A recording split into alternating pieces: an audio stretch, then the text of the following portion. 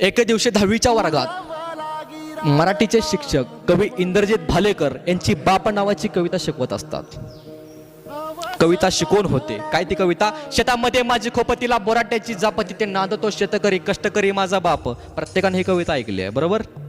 कविता शिकवून होते. नेहमीप्रमाणे गुरुजी पोरांना प्रश्न विचारतात, पोरांनो बोला कवितेबद्दलची शंका काय?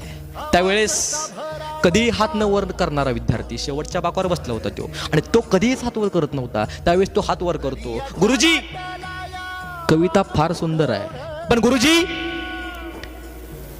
माझ्या कवितेतील बाप सुद्धा शेताच्या ह्या बांधापासून शेताच्या त्या बांधापासून राब राब राबतो.